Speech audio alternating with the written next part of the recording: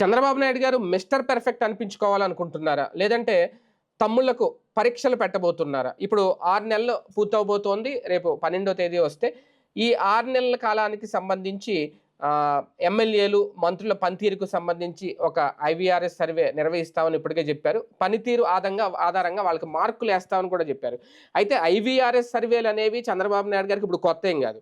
ఎన్నికల ముందు నుంచి కూడా మీ నియోజకవర్గంలో ఏ నాయకుడైతే కరెక్టు, ఏ అభ్యర్థి అయితే కరెక్ట్ అనేది కూడా అప్పుడు ఐవీఆర్ఎస్ సర్వే చేశారు. దాని ప్రకారం సీట్లు ఇచ్చారా లేదనేది సెకండరీ. ఆ విషయం పక్కన పెడితే ఇప్పుడు కూడా మళ్ళీ సూపర్ 6 హామీల గురించో లేదంటే ప్రభుత్వం చెప్పిన అమలు చేస్తానన్న పథకాల గురించి ఒక ఐవీఆర్ఎస్ సర్వే, అలాగే మంత్రులు, ఎమ్మెల్యేల పనితీరుకు సంబంధించిన ఇంకొక ఐవీఆర్ఎస్ సర్వేలు అయితే చేసుకుంటూ ముందుకు వెళ్తున్నారు. ఇది ఆయన పరిపాలనకు సంబంధించి, ప్రజలకు సంబంధించి ఎంతవరకు ఒక సరైన దారి అని అనుకోవచ్చు, లేదంటే తమ్ముళ్లకు ఒక టెన్షన్ పెట్టడానికో భవిష్యత్తులో మరొకసారి కేబినెట్ పునర్వ్యవస్థీకరణకు ఒక మార్గం ఏర్పరచుకుంటున్నారా? ఏం జరగబోతుంది? ఇదే అంశం మీద చర్చించే ప్రయత్నం చేద్దాం. సార్, నాకైతే ఈ ఐవీఆర్ఎస్ సర్వే తమ్ముళ్ళు లేదంటే మంత్రులు పనితీరు అన్నప్పుడు మొన్నటి వరకు అంటే ఎన్నికల ముందు వరకు జగన్మోహన్ రెడ్డి గారు కూడా, అంటే ఆయన ముందు నుంచి పెట్టలేదు అనుకోండి, వర్క్ షాపులను పెట్టి వాళ్ళ పనితీరు ఆధారంగా కొన్ని మార్కులు వేస్తారని మనం కూడా చాలా డిబేట్లు పెట్టాం. అప్పుడు 80 మందిని తీసేస్తారు, 100 మంది తీసేస్తారు, 70 మంది. అది ఈయన ఇప్పటి నుంచే మొదలు పెట్టారా? లేదంటే నిజంగా ఎమ్మెల్యేల, మంత్రుల పనితీరు సరిగ్గా లేదు అని ఏమన్నా ఫిర్యాదులు బాబు గారికి వచ్చినాయా, లేదంటే ఇది ఒక రాజకీయ వ్యూహమా? ఎలా చూడాలి? బేసిక్గా చంద్రబాబు గారి సుదీర్ఘ పాలన అనుభవంలో కొంతమంది ఆయనకి ఒక టీం ఉంటుంది. అది ప్రమోట్ చేయటం, ప్రొజెక్ట్ చేయటం, ఇట్లాంటిది. అంటే ఆయన పనితీరుని ప్రమోట్ చేయటం, ఎక్స్పోజ్ చేయటం దాన్ని. అలాంటి టీం ఇచ్చేటటువంటి సలహాల్లో ఇదొకటి. ఏంటి అంటే అంటే దాన్ని ఏమంటామంటే మనం గుడ్ విల్ క్రియేషన్. ఇది మనం ఒక షాపు మామూలుగా ఒరిజినల్గా ఒక షాప్ వాల్యూ ₹1,00,00,000 ఉంటే 3-4 కోట్ల రూపాయలు ఎందుకు ఇస్తాం? గుడ్ విల్ అంటాం. అంటే ప్రతిష్ట. ఆ ప్రతిష్టని క్రియేట్ చేయడం అనేటటువంటిది. ఇప్పుడు ఒక షేర్ మార్కెట్లో ₹100 ఉన్నది ₹1000 పోతూ ఉంటుంది. ఇప్పుడు అదానిది ఒక్క రోజులో షేర్ పడిపోయింది. ఆయన ఏమన్నా అమ్మేసుకున్నాడే ఏంది వ్యాపారం? లేదు కదా. ఆయన గుడ్ విల్ని దెబ్బతీశారు కదా. అట్లా గుడ్ విల్ జంచర్ ఉంటుంది అనమాట. ఇక్కడ జరిగేటటువంటిది ఏంటంటే, ఇదివరకు కూడా చంద్రబాబు గారికి ఫీడ్బ్యాక్ ఆయన రకరకాలుగా ప్రయత్నిస్తుంటారు. కొంతమంది కార్యకర్తల ద్వారా, కొంతమంది నమ్మకమైనటువంటి వాళ్ళ ద్వారా, అలాగే ఇంటెలిజెన్స్ ద్వారా, తన చుట్టూ ఉండేటటువంటి సీఎంఓ టీం ద్వారా. ఇవి కాకుండా ఇదొక మార్గం ఐవీఆర్ఎస్ కాల్స్ అనేటువంటి. మీరు ఇవాళ చూస్తున్నారు, ఆయన ఒకసారి 2014-19 మధ్యలో ఇట్లాంటి సర్వేలే చేసేవాళ్ళు. అభ్యర్థుల గురించి కూడా చేశారు. అభ్యర్థులేమో మొన్న మీరు అంటోంది అది కాదు. 14-19 మధ్యలో ప్రభుత్వంలో ముఖ్యమంత్రిగా ఉన్నప్పుడు ఓసారి గుర్తుకు తెచ్చుకుంటే ప్రతి 3 నెలలకో 4 నెలలకో లెక్క చెప్తుండేవాళ్ళు. సంతృప్త స్థాయి పెరిగిపోయింది, ప్రజలు 97% సంతోషంతో ఉన్నారు, 99% సంతోషంతో ఉన్నారు అని. అట్లా ఎట్లా చెప్తున్నారంటే, మేము ప్రజల నుండి సర్వే చేస్తున్నాం ఎప్పటికప్పుడు అనేవాళ్ళు. ఈ ఒక టీంని పెడతారు, వాళ్ళు దాదాపుగా 100 మంది 200 మంది బతికేస్తారు దాని మీద. వీళ్ళు దానికి ఒక పవర్ పాయింట్ ప్రజెంటేషన్ చేస్తారు. సార్, మీకు ఈ విషయంలో సూపర్ ఉంది సార్, బాగా పొగుడుతున్నారు సార్ మిమ్మల్ని. ఇట్లా ఆయన నెగిటివ్గా ఎవడో చెప్పడది. ఒకసారి గుర్తు తెచ్చుకుంటే ఆ రోజున కూడా ఆయన పరిపాలన అద్భుతంగా ఉందని చెప్పారు ఆయన ఓడిపోయే తర్వాత కూడా.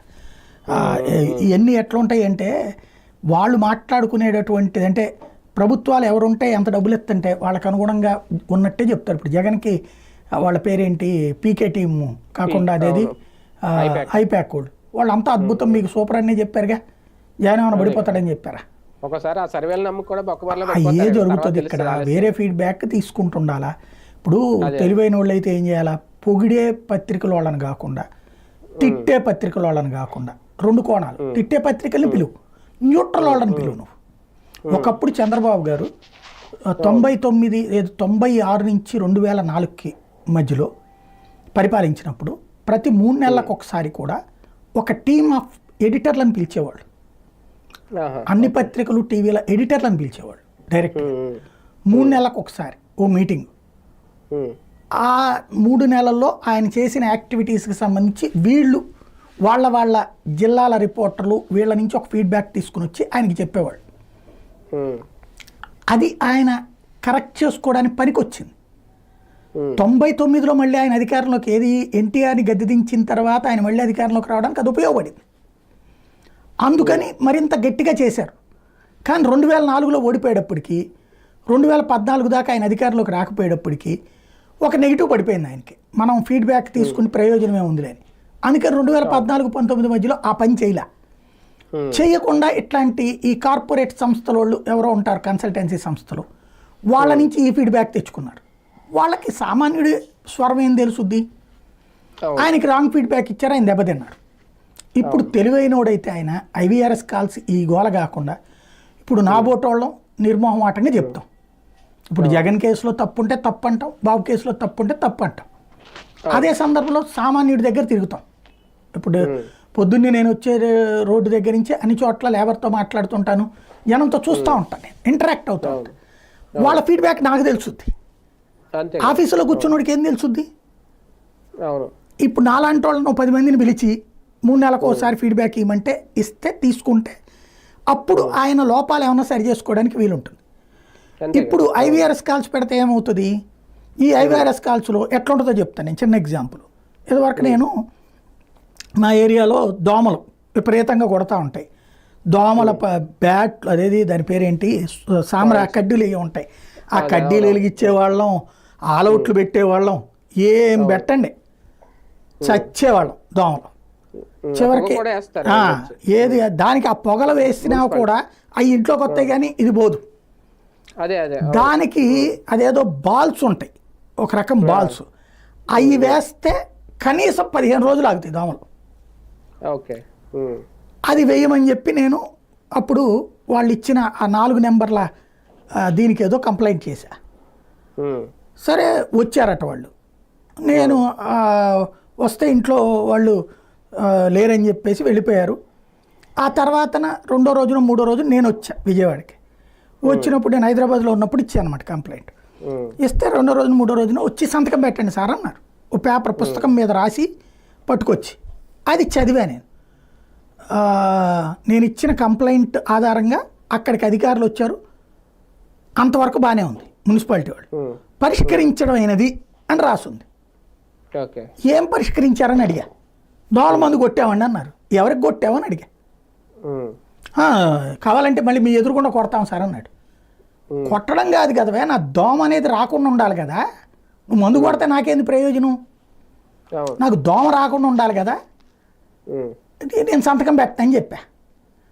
అప్పుడు మళ్ళీ సరే నేను ఎవరనేది గమనించారు కాబట్టి బాగోదు కాబట్టి ఉన్నతాధికారులకి చెప్పారు. అప్పుడు ఆ బాల్స్ పంపించారు మళ్ళీ. దాంట్లో అదేంటి, అది వాడాక ఓ 15-20 రోజుల పాటు దోమలు రాలి. అది వాడిన తర్వాత రోజు నేను సంతకం పెట్టా, అది వాడారు అన్నటువంటిది.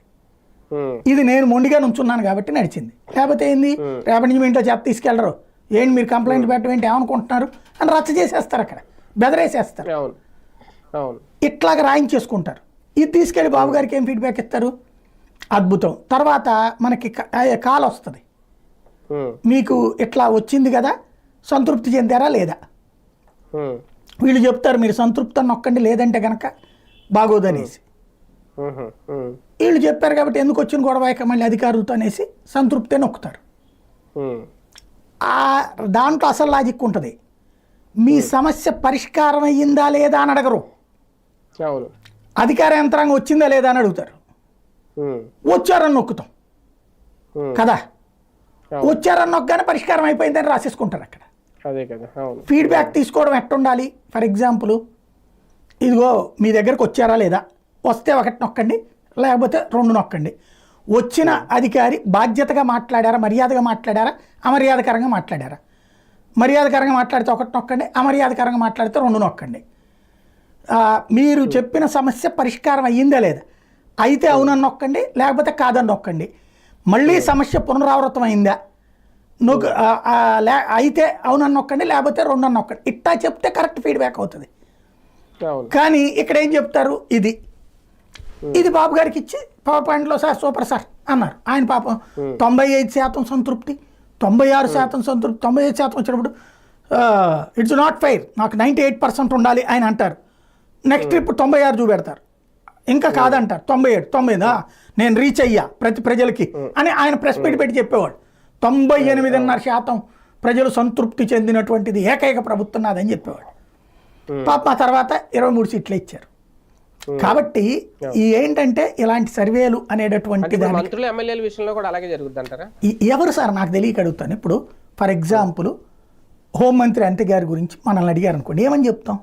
ఏం చెప్పాలి అసలు నాకు తెలియక అడుగుతాను.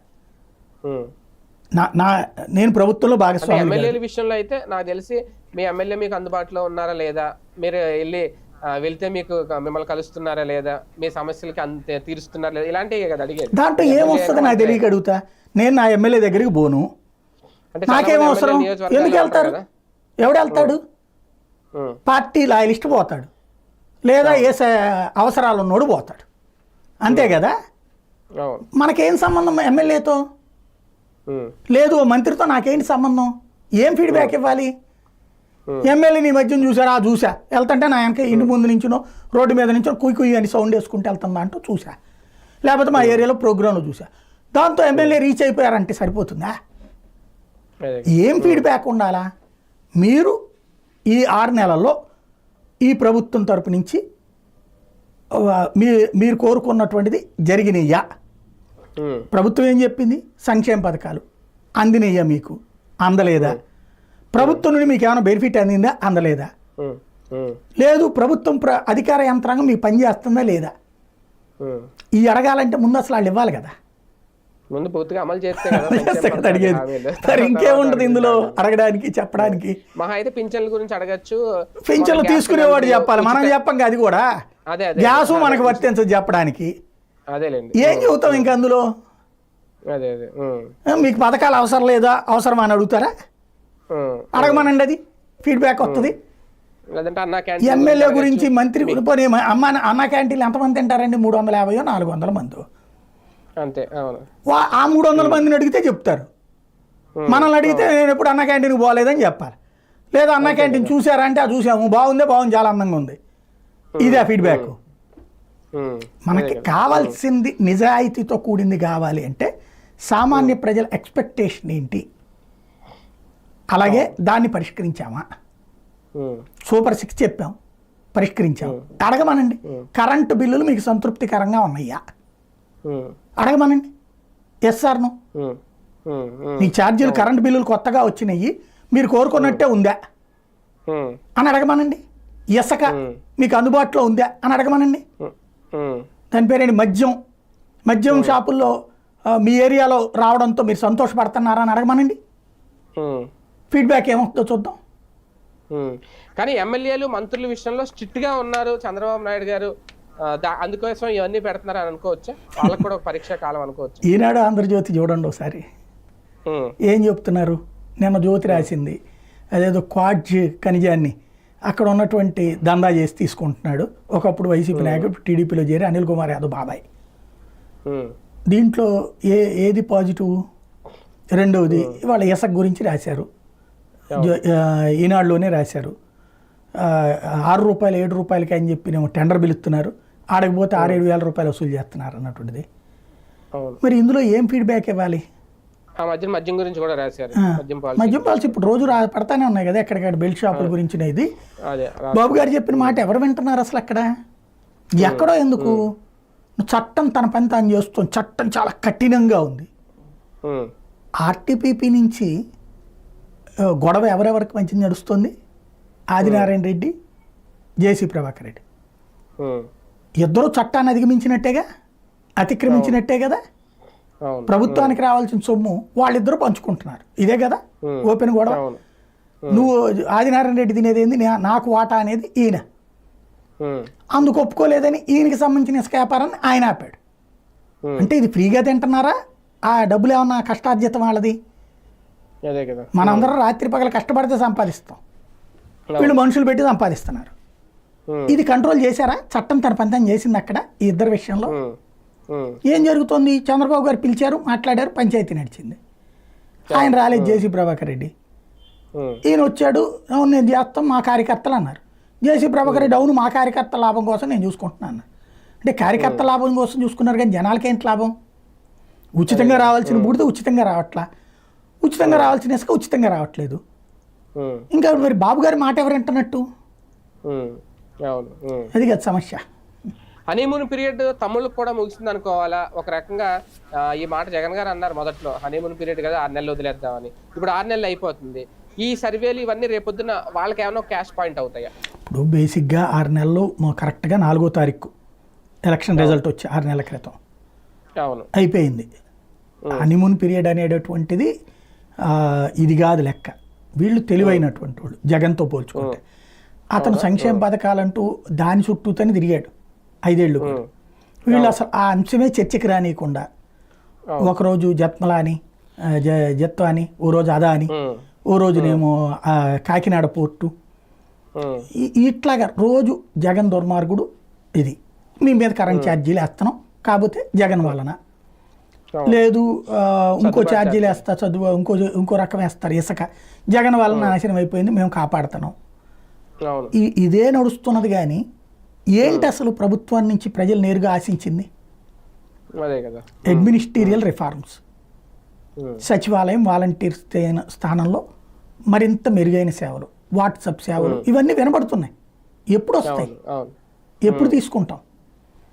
అది అయ్యేదాకా ప్రజల్లో అలాగని తిట్టుకోరు, విభేదించరు, పోరాడరు.